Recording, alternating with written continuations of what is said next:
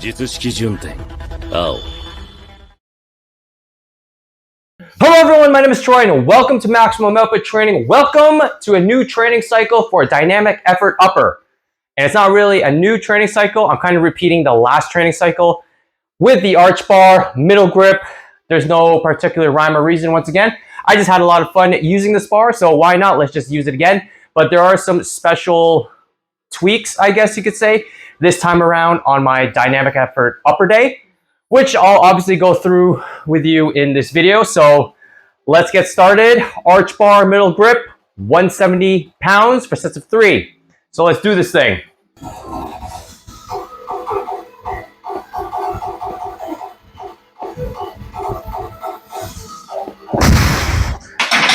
Ugh. 170 moving well. It's only my second set, so it's gonna happen as usual as I get through the halfway mark of all my sets. It's gonna move a little bit better, move a little bit faster as I get in the groove of using this weight, this bar. But yeah, I just wanted to use this bar again.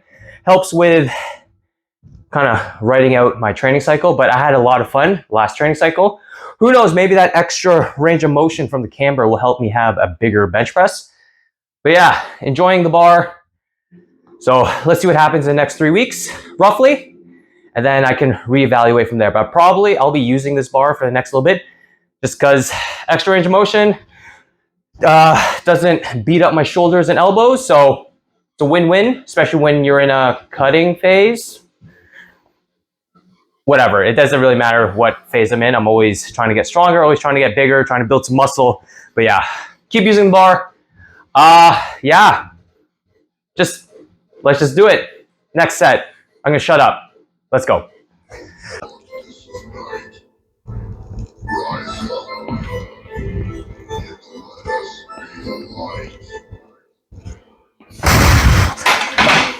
Oh, okay. That felt pretty good. Especially this time around, I'm trying to widen my foot stance for leg drive, hoping that keeps my ass down on the bench versus out in front, where I feel like if I push out this way, my hips and ass come off the bench, where if I kind of put my feet out a lot wider, I can feel like if I push into my, it sounds so dumb, but like try to get where I'm come from, where I widen my stance and push my feet into my hips. It sounds so ridiculous, but I'm trying to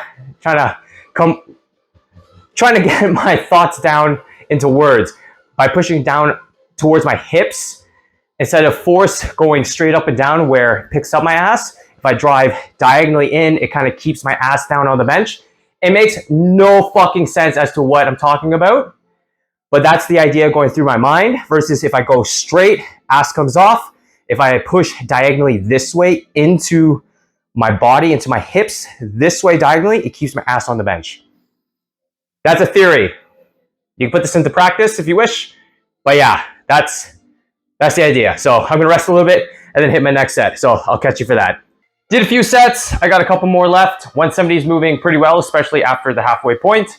Leg drive is leg drive, but I feel like maybe it's probably like 90% placebo at this point. If I widen my stance and push into my hips where I can feel, I don't want to say activation, but if I feel like there's a stretch in my hip, if that makes sense, because I'm widening my stance and I can drive into it and I feel that the entire time of the lift, it feels a little bit easier to do a leg drive. It makes no fucking sense as to what I'm saying, but if you're like inside my brain, you could probably like see it and how I'm trying to kind of portray it in my lifts, but whatever. Let's get these last 2 sets in and then we'll move on to the next exercise. This is how it always be.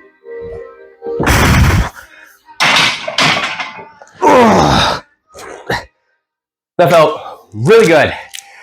I'm gonna keep the consistency on the leg drive like that. Nice wider stance, pushing to my hips, feel the stretch or something in my hip. And then that can engage, quote unquote, my leg drive a little bit better. But I don't know. We'll figure it out. I'm going to try to be more consistent with the leg drive setup so that it carries over into my main lifts a little bit easier. So yeah, I'm going to rest a little bit and I'll see you for the last set. Last and final set. Finished strong. 170. Moving really well. So let's make this last set count and move it as best as possible. I don't know why my eyes are getting all shifty, like I'm sketching out, but it's been like a little bit since I've recorded a video because the last video I recorded was max effort max effort lower last Monday. So it's been quite the stretch since the last time I talked to you guys. So yeah, let's do this thing.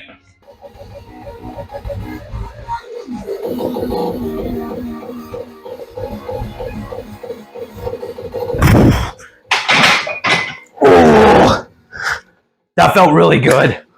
Woo! Ooh. Bench is moving, kinda, sorta. We won't talk about the failed max efforts last little bit. So we're just gonna take this on a nice little W, and I'll see you for the next exercise. Whew, gotta breathe first. Surprise for this next accessory, I guess you could say barbell accessory. So arch bar is done, middle grip, in case you're wondering, 170 pounds, moving good for triples. Now we on to our first barbell accessory, and that is, unfortunately, incline barbell press. And the reason I switched out like a flat press of some sort, especially like the 2-board I've been using for like almost a year, is because last week on my max effort upper day for a deload week, I attempted a top single on incline barbell press where I got a measly 175 pounds. Yeah, so it was pretty garbage for 175 pounds compared to a 255-ish flat press. That's yeah, 80-pound difference. So there is a weakness with my upper chest, even though I thought I was doing well with my incline dumbbell press. Doesn't look like it had some carryover. Maybe I was building up my upper pec, but yeah, that's pretty sad. 175 pounds. It moved okay, but it moved sketchy. Like I thought I would have got at least 200 pounds, but 175, I attempted it twice. So the first time was like, whoa, this is 175. And then I retook it just to make sure it was moving okay. But yeah, 175 pounds. That's terrible. Anyways, so we're gonna do incline barbell press on my dynamic effort upper days for the next time being, taking out the 2-board. Yeah, this is gonna be fun because I haven't done incline barbell press for like a training cycle in like ever. I don't think I've ever done, nope. I want to say about 6 years. 2016-ish. Oh God, 2016. That was the last time I touched an incline barbell for an actual cycle versus like a bodybuilding style where I just went in and see what was available and then I kind of hit incline barbell press. Oh God, this is going to be awful. Regardless, let's do this. 105 pounds for sets of 5, incline barbell press. Let's see how this moves. This is going to be interesting. So, yeah. I'm going to do like a closest grip, index closest to the smooth or start of the knurl, just to hit more triceps and shoulder. And of course, it's going to hit my upper pec. So, let's do this thing. God, I can't believe I'm still pretty pissed that I hit 175 pounds for incline barbell. But we'll build on it, right? So that's a weakness in itself. Let's do this.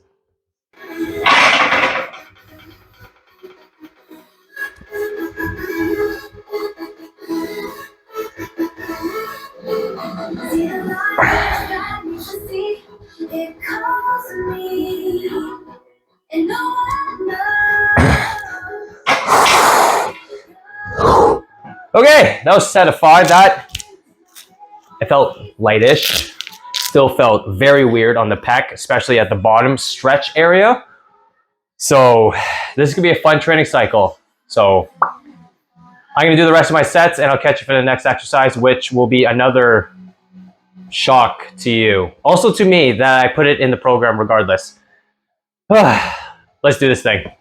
God, I can't believe, whatever. I'll see you for the next exercise. So that was fun, incline barbell press. I don't know how the next few weeks are going to go with that variation, but it might be fun. It might suck, but it's best to do things you suck at. And then if you get stronger at those things you suck at, it could carry over in theory to my bench press, competition style bench press. So we'll see how that goes. Excited for the next few weeks. If anything, like I said previously, I'll probably keep the incline barbell press for the time being instead of two board, really hammer out this area here. And because of that, I'm be hitting for this next accessory, dumbbell shoulder press. I haven't done a dumbbell shoulder press in ever. There was a time last year during the summer where I actually did do some dumbbell press, but that was just like for fun in a way, because he had machines and stuff, and he had the shoulder press plate loaded stuff, like the hammer strength stuff. So that was pretty fun to use. Just for like, whatever, hit some front shoulders or whatever. But now I'm actually throwing it in a training cycle because I already got the flat. I did the incline. And I absolutely hate dumbbell chest flies. It feels so awkward. But we're talking from a point of improving strength. So I know dumbbell flies can help build the chest and help build my bench press. But I feel like I'm going to do dumbbell shoulder press because I haven't done it in a while. And if it builds up my shoulders, once again, could carry over to my competition style bench because you do need some shoulder pressing power there. And I think by building them directly, it could help with that. So we are going to do sets of 8. I'm not too sure how strong I am at these. Last time was 25-pound dumbbells in a commercial gym. And as always, the weights vary gym to gym. So, and for some reason, I'm used to these weights. So we're going to do 35 pounds per hand, sets of 8. And then we'll go from there. So next few weeks, once again, this is going to be fun or not.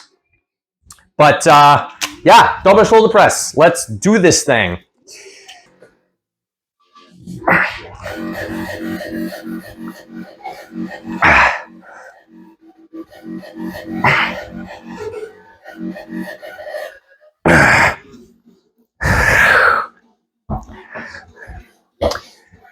So that felt weird. Obviously something I have to get used to once again. Felt clicking in my shoulder. Yeah, I will have to figure out what kind of angle is best for me, because right now I believe this angle kind of feels weird. So if I bring in my elbows in around 45 degrees, it feels a little bit better. And if I do elbows out in front, it feels super awkward. So we'll play around with it, and I'll finish the rest of the sets, and I'll catch you for the next accessory. Dumbbell shoulder press done. Man, that felt wonky. Definitely needs a lot of work. 35 pounds felt smooth for those 3 sets. I think I'll just up the reps and then slowly build the weight over time. And just like I normally would on dynamic effort, it would be between 10 and 15 reps. Once I've kind of capped those out, like seriously, I'll up the weight and then restart the reps to go down and then build back up. And then I did some pulling movements, nothing exciting there. Dumbbell chest supported rows and T-bar row. Just awkward angles to show. I think I could have shown the dumbbell chest supported row, but I can show that next time, it's no big deal. So now we're gonna finish off the video with some dumbbell skull crushers for sets of 10 at 35 pounds. And these I've been busting my ass or busting my elbows over. Not really. Had to reset the weight, slowly build up again so I don't destroy my elbows. Feeling okay. I upped the weight since I was hanging around the 25, 30 pound mark for a few months there. And then once I got up to the 18 realm within 30 pounds, I think it's time to go up in weight. So sets of 10 to start off with, see how those feel. And then that'll be it. So let's do this thing. And I think I'm going, depending on the angle, I'm going to face my head that way so you can kind of see how I do my extensions, versus here you get a nice look at my crotch. So yeah, let's not start one of those websites, shall we?